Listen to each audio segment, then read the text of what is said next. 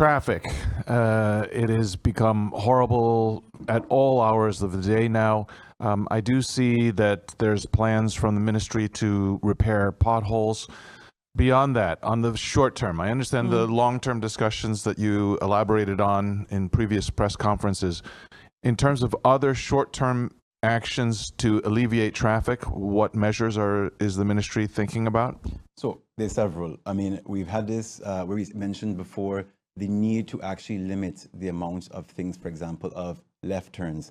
What you see happening is that a number of persons, for example, we are now in the final stages of the purchasing of signage that's going to limit, actually control where you're not allowed to actually make certain turns, which cause bottlenecks. That's a major issue. Also, when it comes to the building code, it's more long term, but what you look at is that in the future, how you look at things like, for example, filter lanes. If you observe what happens on Pondville and particularly Simpson Bay Road, a lot of traffic comes from traffic backing up onto the road. That's more medium to long term. In the short term, I think you have to look at it from the point of view of you have to regulate how traffic flows. So one, signage is really important. Two, the fixing of the roads, obviously, because cars do slow down over time. But a lot of these are quick fixes that are because of the fact that you don't have a more strategic long-term plan. I think everybody is very much looking at low-hanging fruit. What can be done now? The reality is that until you look at one, new infrastructure, you look at controlling the import of cars, you also look at, for example, new infrastructure as a whole, you're going to have this problem regardless. For example, you put police officers in certain areas to direct traffic. That happened as well last week. Short-term fixes. These short-term fixes, 3 hours, the problem comes back over time. So while it's very nice to have the short-term fixes for now, the reality is we're in the peak of high season. We have 6 to 8 cruise ships every single day on 37 square miles. The infrastructure can't handle it. So while I do recognize that the traffic is an impact to quality of life and the economy, the reality is we have to make some tough decisions that are going to be long-term. So yes, the short-term fixes of proper road signage and police will come. But collectively, we have to address ourselves and recognize from TEAT's side is a whole transportation review. How many buses are on the road? If we want to curb how many cars we import, we have to have a proper bus system as well. So it is a very much a long-term trajectory in how we solve the critical problem. But I do recognize and do have those 2-3 points as low-hanging fruit for the short term as well. So just a clarification, have you, for example, put hours on garbage collection so that the garbage trucks are not stopping during traffic periods? Bus stops as well. We see very often that bus stops are blocking the road to drop off and pick up passengers. Heavy construction equipment that tend to drive, perhaps limiting the hours on those types of uses. So one of the key things, and I think, and it goes back again to the message of everything I've been saying, it takes all of us. All of this is already regulated within all existing policies and laws. Certain trucks should not be driving on Link 1, for example. You see heavy construction and trailer trucks going on Link 1 and they back up traffic. It goes back to the thing again, we need to put signs that says those things. When it comes to, for example, garbage collection, that's why there's schedules that the hauler is supposed to put out and as well as maintain. Certain haulers in certain areas have to collect between 5 and 7 a.m. before the school rush of traffic. I've noticed that people are collecting in the middle of the road and stopping in traffic at 7:30 or 7:15. So it's really about what you're asking is already in place. It's just people have to just follow the rules and actually follow their own schedules to make things actually nice for everyone to live on St. Martin. The reality is government also has to work on its enforcement arm. We have a lot of work being done currently on making sure that's possible. Within a financial framework discussion we're having for the solid waste, we're also identified a very quick win on how we can get enforcement done. So we're working to have that mobilized in the next 2 weeks, ideally. And that will allow government to, one, enforce a lot, at least Bromley, to enforce a lot of its own rules, but also in the more long term, we're looking at making sure that government can actually enforce through a mechanism of fining. If people don't feel it in their pocket, if you just do a warning letter, no one feels anything from a warning letter, you really have to clamp down. And it's not a question about, being an aggressive or forceful government, but measures have to be taken when people continue to disrespect the rules of the land and make everybody else's life uncomfortable.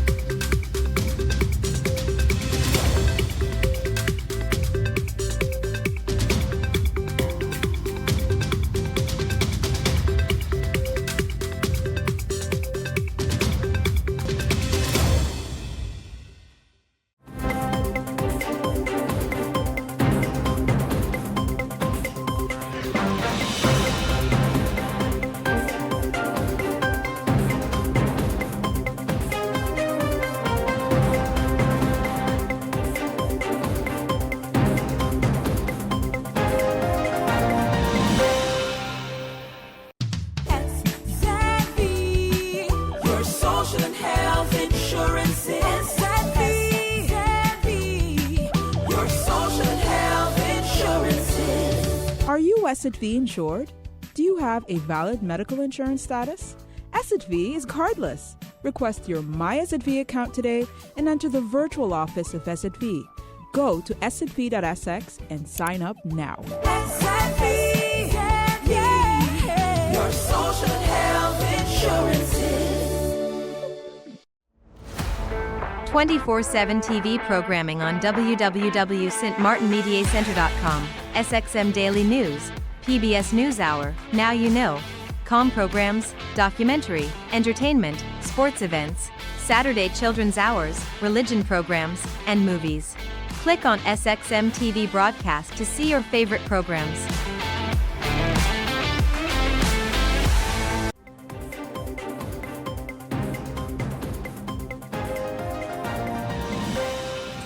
So this morning, the Prime Minister mentioned that we are one government.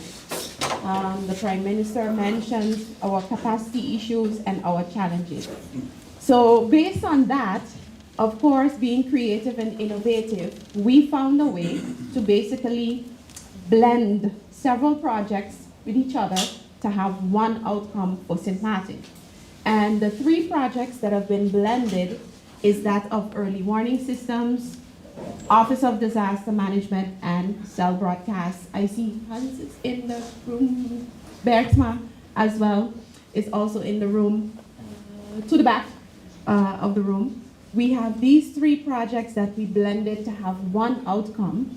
And the first project of early warning systems had as project goal to design a comprehensive early warning system for St. Martin with deliverables, a robust early warning system tailored to St. Martin's specific needs, communication protocols to disseminate timely warnings to the public.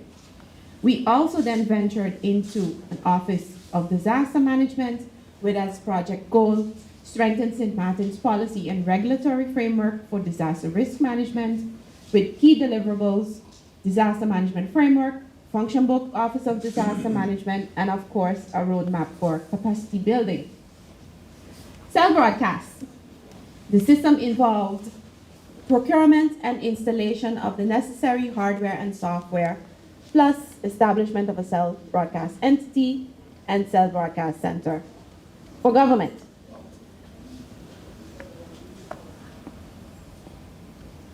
Achievements from these three blended projects: Office of Disaster Management governance framework has been established. Stakeholder consultations have been completed. We will get into that later in the presentation. Messaging protocols have been developed. We will also get into that later in this presentation. And a business and action plan has been delivered. Now, one of the most critical things, if you think about Office for Disaster Management, of course, is who's going to sit in that office. And we all know the challenges we have internally with our function books. And in reviewing through this project, we realized that the function book that we had did not serve the purpose of today. So we had to go and reform and come with a new function book for Office of Disaster Management. And that also taken into consideration that we also had a robust discussion as to whether or not the Office of Disaster Management should be a department under another department, or if there should be a separate office for disaster management. These are the functions that we came up with. Of course, a Director Office of Disaster Management. As you might be aware, for the most of it, disaster management now falls under the fire department. It's actually a section within the fire department, and the staff is currently one person, because that's the way the function book was designed back then. Administrative and Finance Officer, Disaster Management Specialist, Training and Capacity Building Manager, Legal and Policy Advisor, Community Engagement Liaison, Information and Communication Specialist, Public Health Specialist, Logistics and Supply Chain Officer. Of course, you tell yourself, "Whew, these are some big numbers." Yeah, it's reasonable, I would think, but it's still some big numbers for us. So, in discussing the continuation of this Office of Disaster Management and, of course, the implementation thereof, we now have the support of BZK, the Dutch Ministry of Interior and Kingdom Relations, that has now also made funding available for the implementation of basically the business plan that was developed now in place for the Office of Disaster Management. So thank you to BZK for always supporting us and always having our back with disaster management. And then I move on to early warning systems. So as mentioned, I would come back to certain things with regards to early warning systems. A survey was done. And the survey was a state-proof sample, basically, to determine what would be best in the area of early warning. I know we always have the cry for sirens and all these types of things. Sirens is part of early warning. However, sirens are not the only part of early warning. Another aspect in early warning that we needed to cover was basically the SOPs that needed to be in place in order for us to warn. Previously, we had sirens mainly in the coastal areas of St. Martin. The last sirens were knocked out in 2017 with Hurricane Irma. However, you need to know who's going to warn, when you're going to warn, what are you going to warn for. All of that needed to be developed prior to just saying, let's get a siren system. And in doing a survey, it turns out that actually the preferred channels for warning is, of course, your smartphone. Everyone has a phone. Radio, everyone has a radio. And social media. There's also, based on the survey that was done, clear, simplified messages. You don't want conflicting messaging in the event of a disaster. Sometimes we have one saying, I don't know, run, and then the other is saying, take your time. So we embarked on all these little adventures in the early warning project. Edward is here, so he knows about some of it. And one of the adventures was a color coding system. The French side of St. Martin has a color coding system. Sometimes they are on red and we are over here just living our best lives, as they say. So what we've done now for the past year or so is basically match, along with the French, the color coding system. So our systems are now aligned with each other. It means, more or less, that we will not have where we are locked down completely and the French are open, or vice versa. Bear in mind, the French system is still a bit different than that of the Dutch side, because the French system is automatic. If they are on orange, if orange is locked down, it's locked down either way, no matter what is taking place. However, nevertheless, for the upcoming hurricane season, which is 2026, we now have color coding that matches each other. So we are now aligned with each other in giving off signals.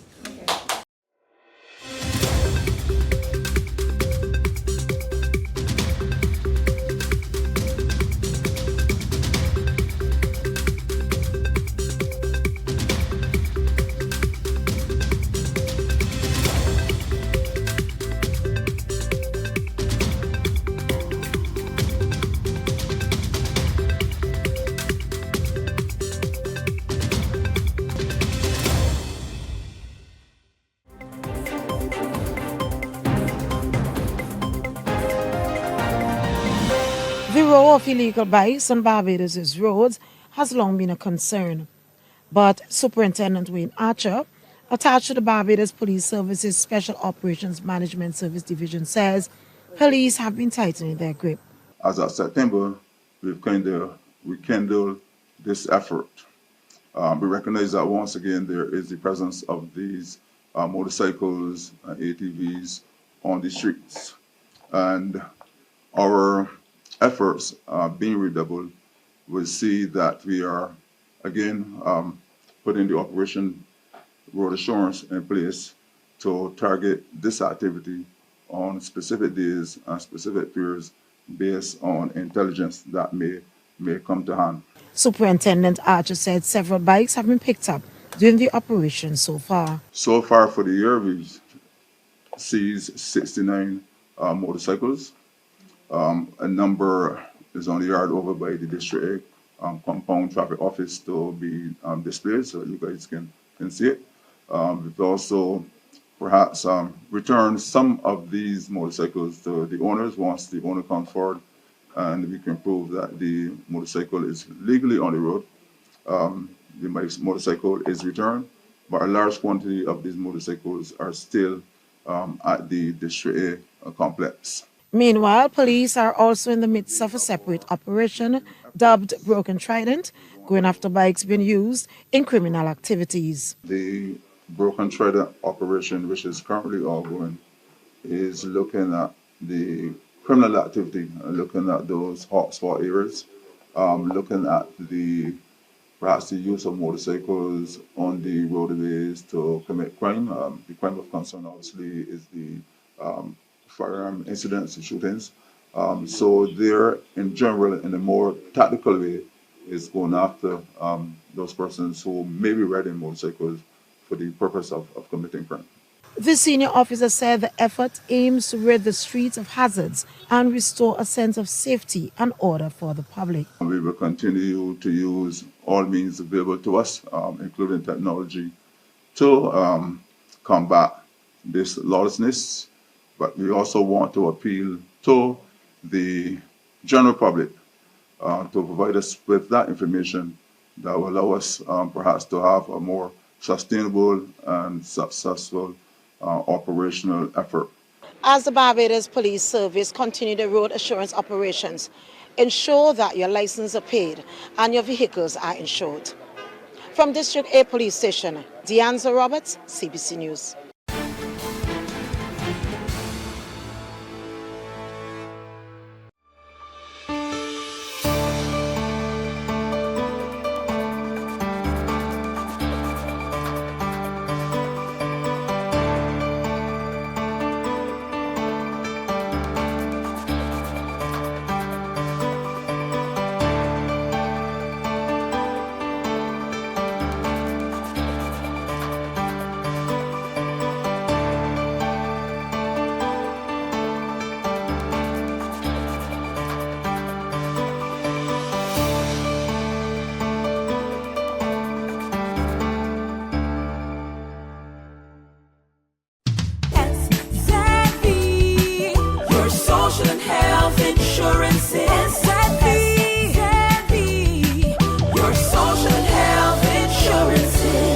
Are you SXM insured?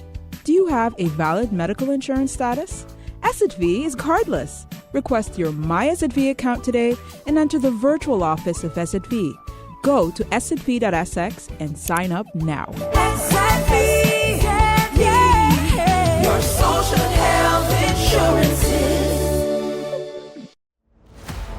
24/7 TV programming on www.stmartinmediacenter.com. SXM Daily News.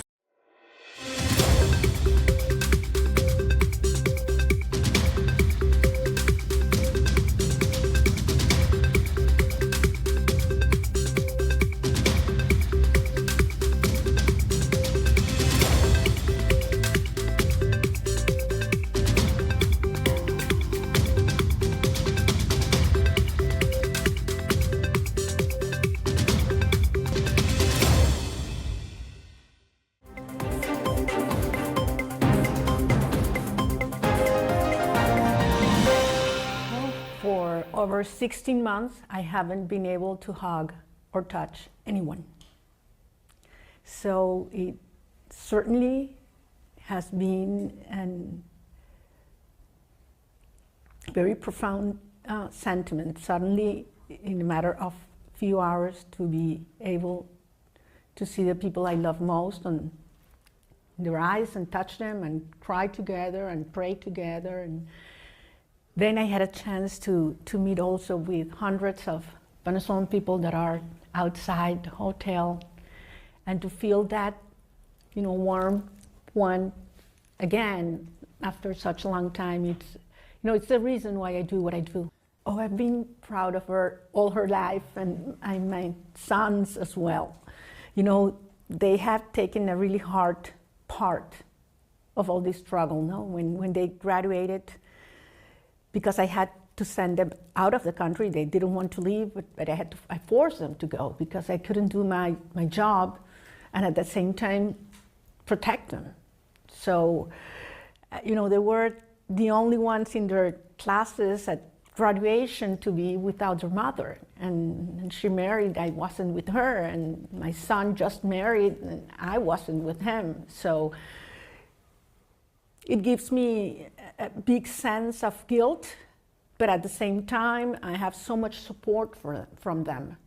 And they are the reason why I do it, as well as all Venezuelan children, which I today feel are my own as well. Jet, Miami to Oslo. What can you tell us about what must have been a frightening and dangerous escape? Well, it's important to understand exactly what you're saying. I mean, Venezuela has turned into a nation, a country in which the state applies terrorism. The regime that has control of all institutions has applied state terrorism towards innocent people and committed crimes against humanity. And everybody that dares to speak out, to defend any of your basic rights, takes a huge risk and probably ends in prison. As you said in your incredible speech this morning, Jorgen, just for posting news about the Nobel Prize, you will get in prison. And if they go looking for you and they don't find you in your house, they will take your family, even children, in prison. So they had say that I'm a terrorist, that I have to be, in jail for the rest of my life, and they're looking for me. So certainly, leaving Venezuela today in these circumstances is very, very dangerous. So I just want to say today that I'm here because many men and women risked their lives in order for me to arrive in Oslo. And I came here on behalf of them and the millions of anonymous Venezuelan heroes to receive the prize and to take it back to them because it's theirs.